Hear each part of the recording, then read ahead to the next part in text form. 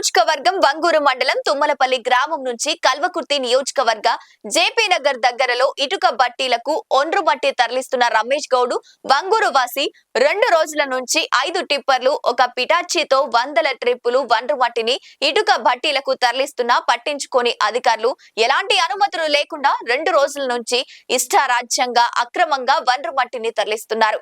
ఒక ట్రిప్పుకు రమేష్ గౌడ్ వారి మాటల్లో 4000 చొప్పున కొడుతున్నామని చెప్పడం జరిగింది.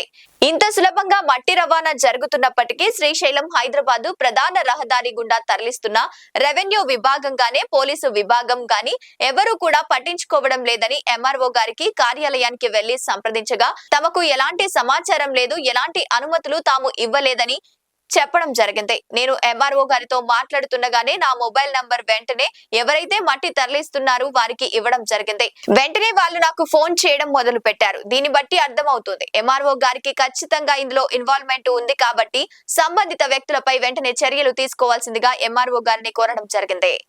వంగూరు మండలం తుమ్మలపల్లి గ్రామం వంగూరు ఎంఆర్ఓ పరిధిలోకి వస్తుంది. ఇది ఇక్కడ నుంచి 2 రోజుల నుంచి టిప్పర్లు జేసీబీల ద్వారా కల్వకుర్తి కాన్స్టిట్యున్సీ జేపీ నగర్కు ఇటుక బట్టీలకు మట్టి తరలిస్తున్నారు. ఎంఆర్ఓ గారికి ఎలాంటి సమాచారం లేదు. ఇక్కడికి ఈ విషయం తెలిసిన వెంటనే పీపుల్స్ మీడియా వారు ఇక్కడికి రావడం జరిగింది. ఎంఆర్ఓ గారిని సంప్రదించగా తమకు సమాచారం లేదని చెప్తే వెంటనే గిరిధవర్ గారిని ఇక్కడికి పంపిర్రు. మేము ఇక్కడికి వచ్చే లోపే ఇక్కడ ఉన్నటువంటి టిప్పర్లు జేసీబీను వెంటనే ఇక్కడ నుంచి మరి తీయడం జరిగింది. ఇక్కడ లోకల్ మాఫియా అంతా కలిసి అచ్చంపేట నియోజకవర్గం వాళ్ళు, కల్వకుర్తి నియోజకవర్గం ఇద్దరు కలిసి ఇక్కడ మాఫియా నడుస్తున్నట్టుగా మనకు అనిపిస్తూ ఉంది. ఇది ఏకంగా వాళ్ళు టిప్పర్లు జేసీబీలు ఇటాచులు పెట్టి ఇక్కడ నుంచి మట్టి తరలిస్తున్నారు.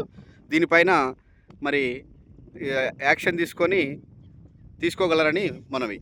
లైక్ చేయండి, షేర్ చేయండి, సబ్స్క్రైబ్ చేయండి. మరిన్ని వీడియోల కోసం బెల్ సింబల్ పై క్లిక్ చేయండి.